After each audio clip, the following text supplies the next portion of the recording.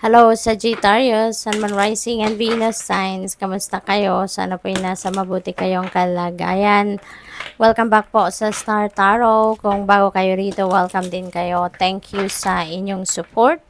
I truly appreciate it. God bless you all, Sag. Paunang mensahe po ninyo ay Nine of Pentacles. Napakaganda nito kasi this is you reaping the rewards of your hard work. This is you reaping the rewards of your labor. Kaya napakaganda na magkakaroon na kayo dito ng pagkakataon na makaluwag-luwag man lang pagdating sa pera, 'di ba? Kahit papaano mai-experience niyo or mai-enjoy niyo man lang dito yung luxury, yung ganon. So this is really a beautiful energy para sa iyo, Sagittarius, no? Na ngayon matitikman mo na yung bunga, no, ng inyong pagsisikap, ng inyong pagtatrabaho, and you're going to experience financial comfort, abundance, prosperity in your life. We have 10 of Cups. Wow, material success ito, Sagittarius. Meron ditong material success at napakaganda rin ito na energy para sa pamilya, no? Because this is also a happy family energy, masayang pamilya, nagkakaintindi ng lahat, maybe may contentment, no? May contentment, kaya nga silang dalawa chillin lang, as in stay put lang, yung ganon. At saka masaya, no? Ito yung maganda rito kasi masayang lahat, ibig sabihin kung ano yung gusto siguro ninyo, ano yung mga pangarap ninyo, ano yung mga dreams ninyo, nandiyan dyan na, nakuha nyo na, ini-enjoy nyo na, no? Yung ganon. So, good luck. We have 10 of Pentacles. Holy moly, when it rains, it pours. Talaga, Sagittarius, napakaganda. And by the way, no, dalawa ng 10 natin, 10 of Pentacles and 10 of Cups, that is synchronicity po. So, I suggest po, no, pakitignan po ninyo yung ibig sabihin ng Angel number 1010 for more guidance. Marami pa kayong mababasa dyan na makakatulong sa inyong sitwasyon, makaka-inspire sa inyo, yung ganon, no? So, this is wealth, no? Sagittarius, this is wealth, this is kayamanan, kaperahan, this is abundance and prosperity. So, talagang nababalot kayo ngayon ng kaperahan, ano? Merong mga financial blessings na dadating, merong magfo-focus dito sa pangkaperahang aspeto ninyo for the future, yung ganon. So, maaaring ang iba sa inyo dito, no, nakapag-ipon na siguro for your future.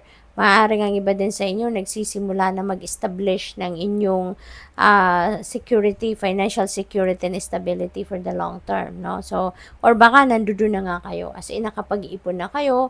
Maaaring ang iba sa inyo masasabi nyo na ano na ako, kampante na ako, masaya na ako sa kalagayan ko. Kasi maaaring kahit sabihin natin for many years, no, or for several years, makaya mo nang suportahan ang pangangailangan ng pamilya. So, siguro, ang iba sa inyo nandoon na sa sitwasyon na yon. We have Queen of Pentacles. Holy moly, Sagittarius, puro pera ito. Puro pera ito na maaaring dumating sa inyo.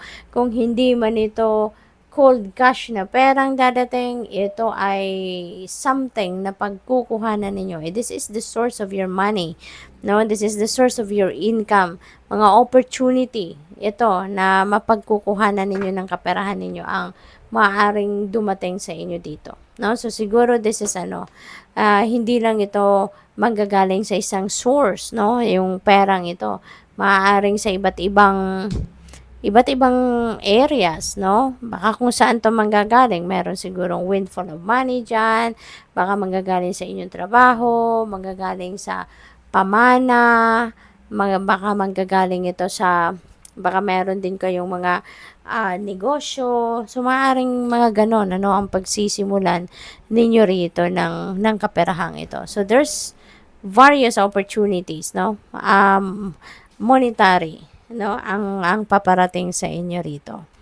Good luck sa iyo dyan. We have devil energy. Maaaring you are dealing with Capricorn person sa ngayon. So, kasi devil energy is a Capricorn person. So, it's a Capricorn energy.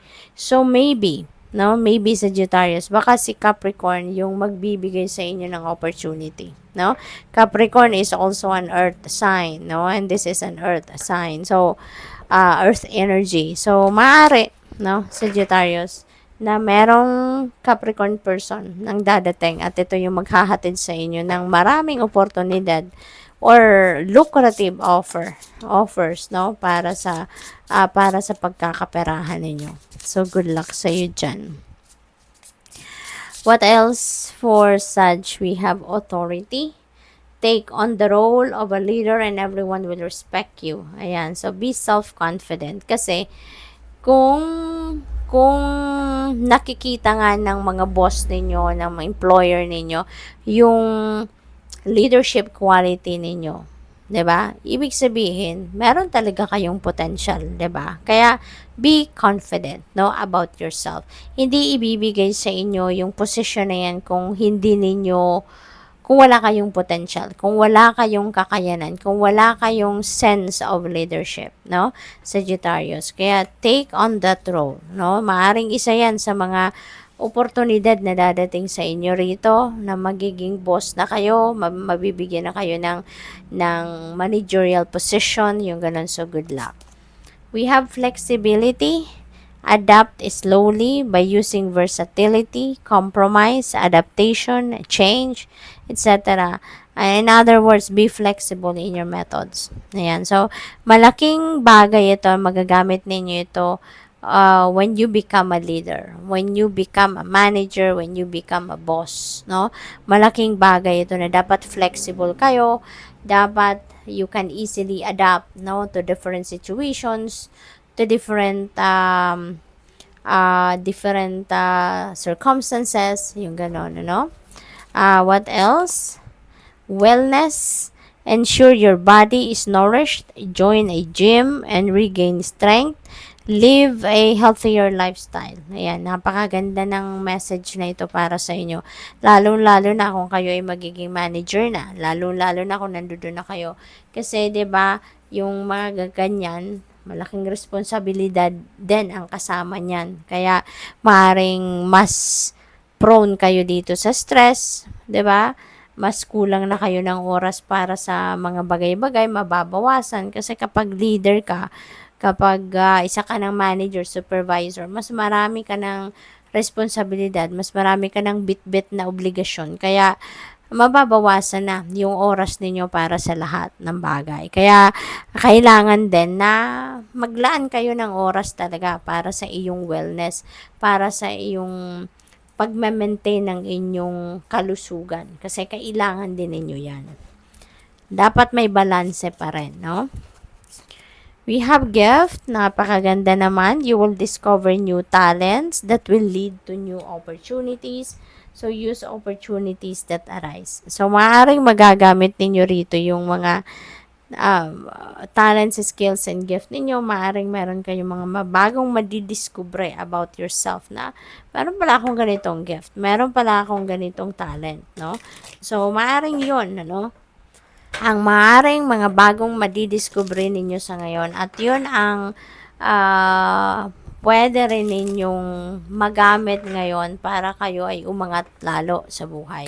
Para lalo kayong mag-progress, no?